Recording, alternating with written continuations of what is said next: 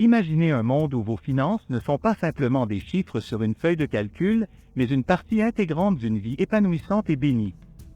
Où chaque cent que vous gagnez et chaque décision que vous prenez avec votre argent s'aligne avec une sagesse ancestrale qui a guidé des millions de personnes à travers les générations. Bienvenue dans cette vidéo où nous allons explorer les principes financiers de la Bible pour réussir. Vous êtes-vous déjà demandé comment les anciens enseignements bibliques peuvent impacter votre vie financière moderne? Et si je vous disais que la clé de la prospérité et de la stabilité financière se cache peut-être dans des histoires vieilles de plusieurs milliers d'années? Et si ces enseignements pouvaient non seulement vous aider à gérer votre argent, mais aussi à mener une vie plus riche et plus significative? Aujourd'hui, nous allons découvrir les secrets cachés dans les pages de la Bible, apprendre à gérer nos ressources avec sagesse, comprendre l'importance de la générosité et la véritable nature de la prospérité. Préparez-vous pour un voyage qui va bien au-delà des conseils financiers habituels et plonge profondément dans des principes intemporels qui peuvent transformer votre vie. Restez avec nous, car ce que vous êtes sur le point d'apprendre peut changer votre perception de l'argent et, plus important encore, la manière dont vous vivez votre vie. Explorons ensemble comment les enseignements bibliques peuvent être la clé d'un avenir de succès financier et de paix intérieure. Êtes-vous prêt à découvrir le chemin vers la véritable prospérité? Bonjour et bienvenue. La Bible est bien plus qu'un guide spirituel, c'est une source riche de sagesse qui couvre tous les aspects de la vie, y compris la gestion de nos ressources financières. Nombre d'entre nous recherchent le succès financier, la stabilité et même la prospérité, mais il semble souvent que ces objectifs sont toujours hors de portée. Cependant, au cœur des pages de la Bible, nous trouvons des principes intemporels qui peuvent non seulement nous guider, mais aussi nous montrer comment atteindre ces objectifs de manière juste et significative. Commençons par comprendre pourquoi ces enseignements sont si pertinents aujourd'hui.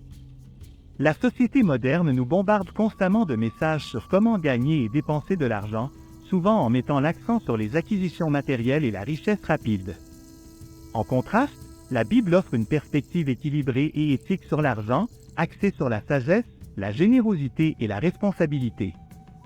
Dans cette vidéo, nous allons explorer comment les principes financiers bibliques peuvent être appliqués dans notre vie quotidienne. Nous verrons comment une gestion prudente, la générosité et la véritable prospérité sont interconnectées et comment ces leçons peuvent nous aider à construire une vie financière saine et épanouissante. Pour commencer, jetons un coup d'œil à quelques passages bibliques qui serviront de base à notre discussion.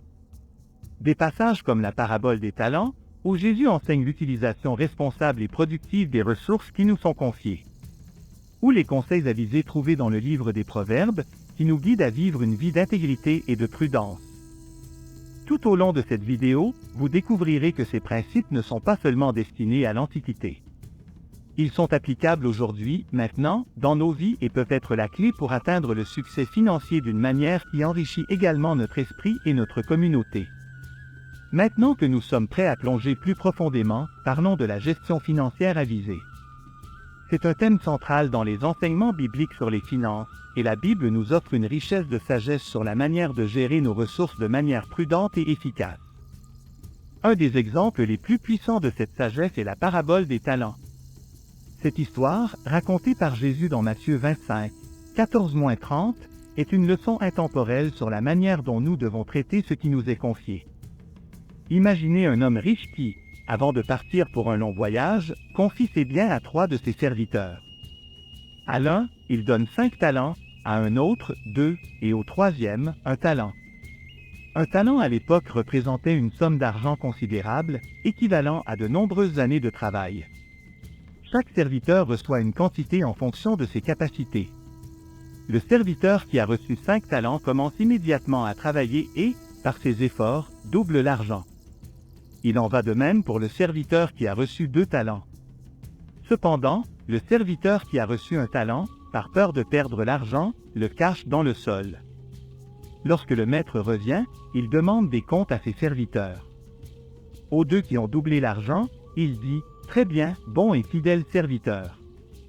Tu as été fidèle en peu de choses, je te confierai beaucoup, entre dans la joie de ton maître. » Mais au serviteur qui a enterré son talent, le maître répond avec déception, « Serviteur mauvais et paresseux. Tu savais que je moissonne où je n'ai pas semé et que je ramasse où je n'ai pas répandu? tu aurais donc dû placer mon argent chez les banquiers, afin qu'à mon retour je le récupère avec les intérêts. » Cette parabole nous enseigne plusieurs leçons précieuses sur la gestion financière. Premièrement, nous sommes tous des intendants des ressources qui nous sont confiées, qu'elles soient nombreuses ou peu nombreuses. La responsabilité et l'initiative sont essentielles. Nous sommes appelés à utiliser et à multiplier les ressources que nous avons, et non à les cacher ou à les gaspiller par peur ou par paresse. Deuxièmement, la Bible nous encourage à investir et à rechercher la croissance. Il ne s'agit pas seulement de conserver ce que nous avons, mais de chercher des moyens prudents d'augmenter nos ressources. Cela peut signifier investir dans l'éducation, dans des opportunités d'affaires ou même dans des relations qui nous aident à grandir personnellement et financièrement. Enfin, la parabole nous rappelle l'importance d'être fidèles dans les petites choses. Parfois, nous pouvons nous sentir découragés si nos ressources semblent petites ou insignifiantes. Mais la Bible nous enseigne que, en étant fidèles avec ce que nous avons, nous pouvons être dignes de confiance avec plus. C'est une question d'intégrité et de diligence, indépendamment de la quantité de ressources sous notre gestion. En plus de la parabole des talents, le livre des Proverbes offre de nombreuses orientations sur la gestion financière. Proverbe 21h5, par exemple, dit « Les projets de l'homme diligent ne mènent qu'à l'abondance, mais celui qui agit avec précipitation ne récolte que la disette. » Cela nous enseigne l'importance de la planification minutieuse et de la patience dans nos efforts financiers. En réfléchissant à ces enseignements, nous pouvons voir comment ils sont applicables dans nos vies aujourd'hui. Que ce soit en dirigeant une entreprise, en gérant les finances de notre maison ou en planifiant notre avenir, la sagesse biblique nous offre un chemin vers une gestion financière prudente et fructueuse. Poursuivons notre voyage en explorant maintenant un principe profondément ancré dans les enseignements bibliques, la générosité et la charité. La Bible nous enseigne que la générosité n'est pas seulement un acte de bonté, mais un chemin essentiel vers la véritable prospérité et la bénédiction.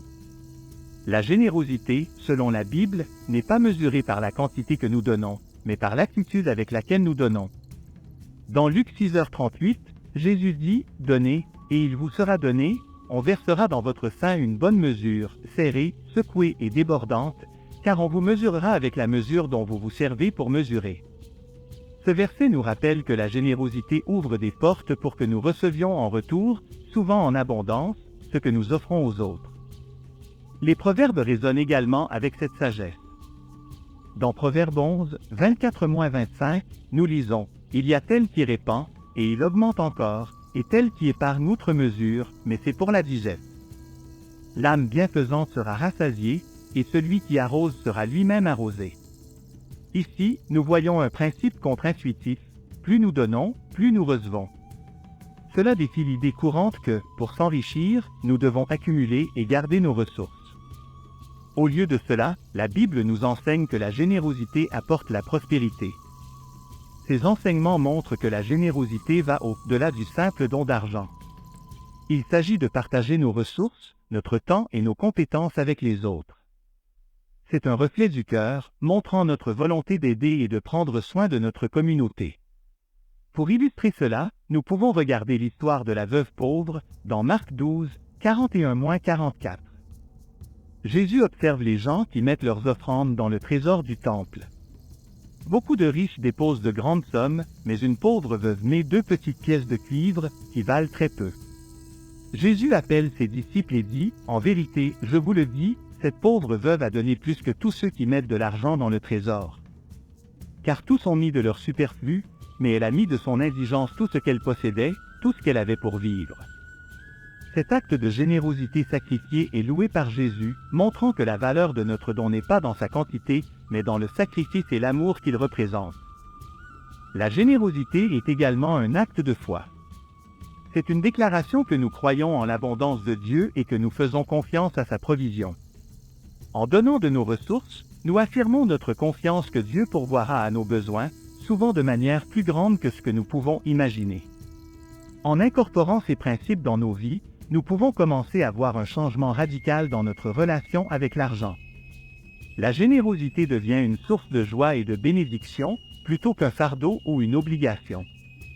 Continuons notre exploration avec une réflexion sur la vraie prospérité. La Bible offre une perspective unique sur ce que signifie vraiment être prospère, et cette perspective va bien au-delà des richesses matérielles. La prospérité, selon la Bible, est une vie de paix, de contentement et d'accomplissement, plutôt qu'une simple accumulation de biens. Dans Jérémie 29, 11, Dieu dit « Car je connais les projets que j'ai formés sur vous, dit l'Éternel, projets de paix et non de malheur, pour vous donner un avenir et de l'espérance. » Ce verset nous montre que la prospérité que Dieu désire pour nous est une vie remplie de paix et d'espoir. Les Écritures nous enseignent également que la véritable prospérité implique une relation équilibrée avec l'argent.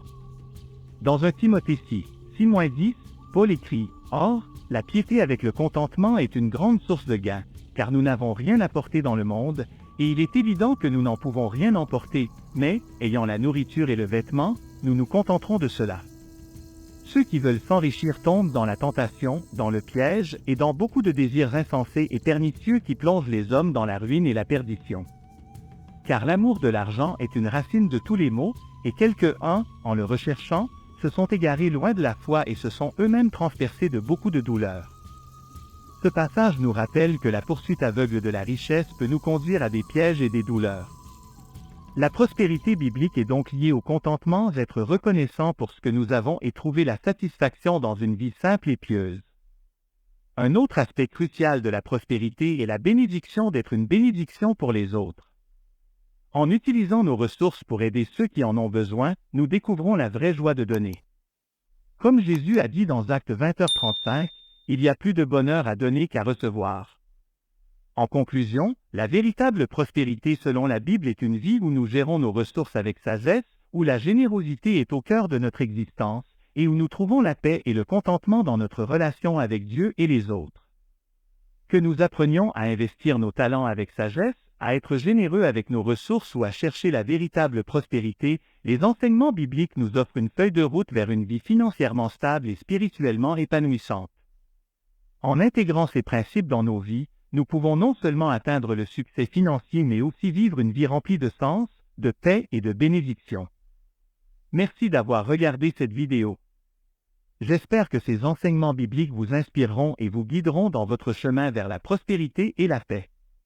N'oubliez pas de vous abonner et de partager cette vidéo avec vos amis et votre famille.